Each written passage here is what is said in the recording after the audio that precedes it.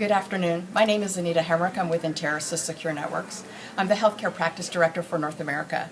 I spent the past year traveling and working with many of the healthcare providers in the country and the challenges they're experiencing with the high-tech funding and trying to attain meaningful use objectives. Since most of the applications are reimbursed by the government, the network infrastructure is generally not reimbursed, and there's a meaningful use a gap that they need to attain to get to the continuous availability. So before I start, I'd like to talk a little bit about Enterasys Networks and who we are. Enterasys has been a global provider of network solutions for the past 28 years. We started back in 1983 as Cabletron Systems. Many people are very familiar with Cabletron.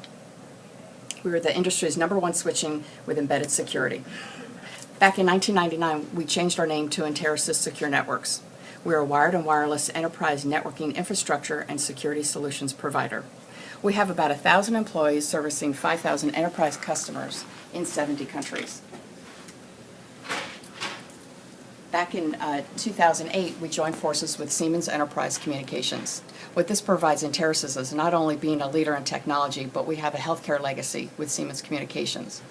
We have $3 billion in revenue and profitability. We have 10,000 employees servicing more than 90% of Fortune 100 and 75%. So now you have an idea of who Enterasys is and how we came to be who we are today. But why are we the right choice for healthcare? We have global healthcare expertise with focused solutions. With all the hospitals and all the changes today, you need to have a manufacturer that can work with you. We also have the lowest total cost of ownership. We can help reallocate funds for critical care initiatives. For instance, we have automated provisioning with our technology, 90% less management overhead versus the industry average. We have many customers that will testify how they've saved more than 30% of their time managing their network once they have an Enterasys solution. We have a long life cycle, about 7 to 10 years. It's our culture, based on our competition who normally have anywhere from 3 to 5 years life cycle. And in healthcare, customer support and service is most important. We have a 97% customer satisfaction rate compared to an 80% industry average.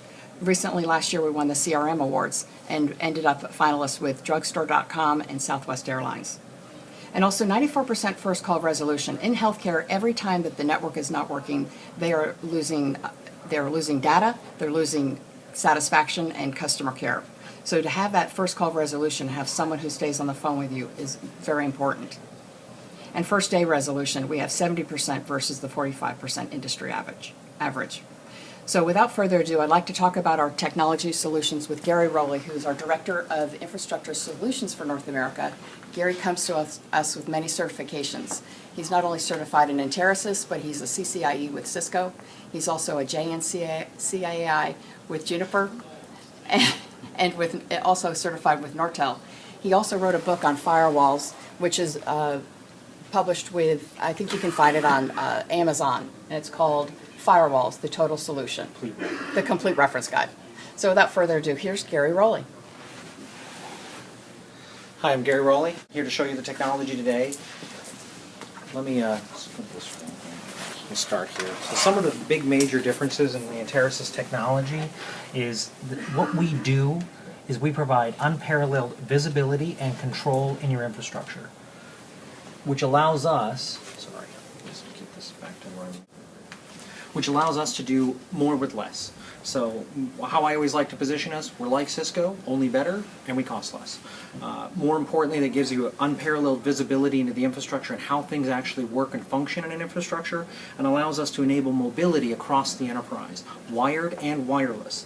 So as a doctor, physician, or clinician comes into the infrastructure, I'm allowing them to take whatever device they bring, iPad, iPhone, any other device, and I move that across the infrastructure ubiquitously. So I give them the right access at the right time, at the right moment, for the application and the location of where they are. So for instance, as a doctor moves into the EMR, suddenly all the EMR applications are now available, and we can actually do more with that type of information. And then we can also provide location services as far as where things are in the infrastructure and how everything is operating. So I'm going to give you a couple of quick things here to show you, and we're going to give you an idea what unsampled NetFlow is and sort of how everything works. So this is basically what we do. our infrastructure by default gives us all of this information. I know who, what, where, when, why, and how my infrastructure is talking on the network, who they're talking to, when, how much bandwidth, and I can also control that. It gives me unparalleled amount of control in the infrastructure. I always like to say we're like Cisco, only better. One of the things that we do from our heritage, we're at Cabletron Systems. So one of the things that we do better than anybody else is actually, oddly enough, CDP. Everybody knows it is Cisco Discovery Protocol. It's actually Cabletron Discovery Protocol. So what I'm going to show you real quick here, something really awesome. I always like to say, like in France, we don't say show CDP neighbors.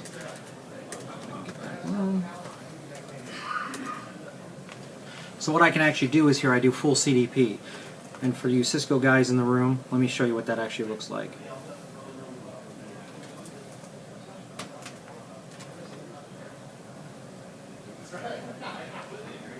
Come on, wireless network, work faster. So you can actually see I'm actually doing full CDP here, and I support all versions of CDP as well as assigning voice VLANs, etc., and all of the other good stuff. The other thing that we do is I like to say we manage Cisco better than Cisco manages itself. So we're like Cisco works, only we work. So the other thing that we can also do is take your existing Cisco infrastructure and manage it better than anybody else.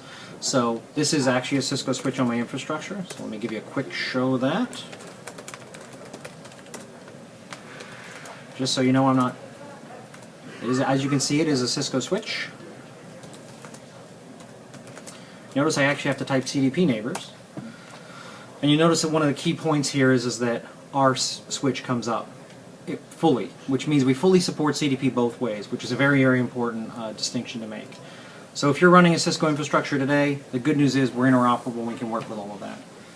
One of the things that we do better than anybody else is what we call policy. And policy allows us then to control individual users, applications, and device access based across who they are, and where they're moving through in the infrastructure. So I'm going to show you that really quickly here. And more importantly, I can also do some other cool things. So based on our unparalleled visibility, I can actually search the infrastructure now for usernames versus having to ask my end users for MAC addresses or IP addresses, which my doctors always love to give me. And the other advantage here is that one of the things that I can do now is I can actually do a packet capture on every port in the infrastructure. Nobody else in the industry does this. So it gives us a lot of capability there to do a lot of really great things. Let me show you policy really quickly so that you can sort of get a feel for that, and then we'll let you move on to the next one.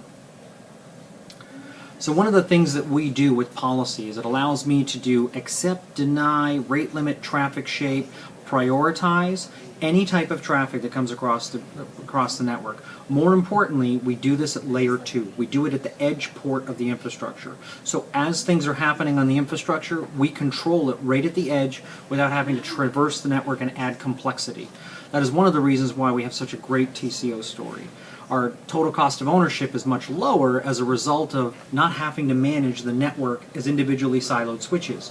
We manage it as a system, which allows us then to distribute the load across how we're doing this policy enforcement across the entire enterprise.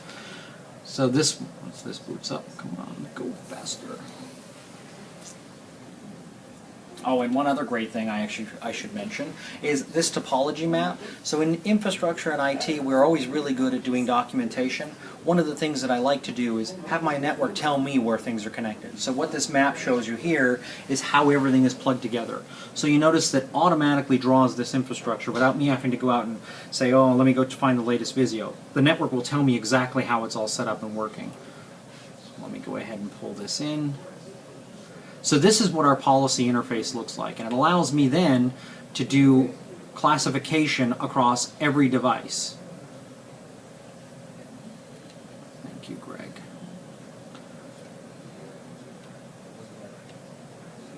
So let me show you sort of how this all works. So I like to focus on HP printers because generally there's a lot of them on the infrastructure and they're everywhere and they seem to multiply. In healthcare IT, we're supposed to be going to electronic medical records, which is supposed to reduce the amount of paper. However, what we still need to print certain forms to get them signed and that type of thing. But as a default, these printers, when you plug them into the infrastructure, are pretty insecure devices. So what we do is we can control these devices by allowing we drop all of these protocols, and I only allow the things that I want it to do. I want it to be able to print, right? I need it to print. I need it to be able to send me paper updates or toner updates, and that's it. Everything else that's on that printer by default, i.e. HTTP, FTP, all these other protocols that are now vulnerable on my infrastructure, I can protect them automatically, regardless of where they move around the infrastructure. So whether it's connecting wired or wirelessly, I now have the capability to control that particular device. Some of the other great things that we can do here is, of course, because of our unparalleled packet mirroring, and what we can do with that is I can actually mirror this traffic. So I'm having an application issue on my infrastructure, being able to troubleshoot that application in real time. I always liken it to walking around with a flashlight. So typically in a regular infrastructure, anybody else's infrastructure, I've got a flashlight, I turn it on and off at every given point in the infrastructure to figure out where my issue is. What I can now do is leave the lights on all the time. So now what I can do is I can go to my infrastructure and ask it to give me the information on the application I'm having a problem with, i.e. let's say printers. So for instance, in this instance, I want to say printers. I want to mirror all the traffic from my printers across my enterprise. This would be almost impossible to do in anybody else's infrastructure. More importantly, there's a couple of other key things I can do here. Automatically, I can say, you know what, I want to change the VLAN of all my printers. So let me ask you guys, in the real world, how hard is this to actually do? Going and changing your printers automatically on your VLAN across the entire enterprise is almost impossible. What I can do with one click is change the entire network and automatically have it reconfigure and rediscover what VLAN is supposed to be in. This allows me then to minimize the amount of time I spend doing day-to-day operations, which allows me to plan for the future. Thank you very much.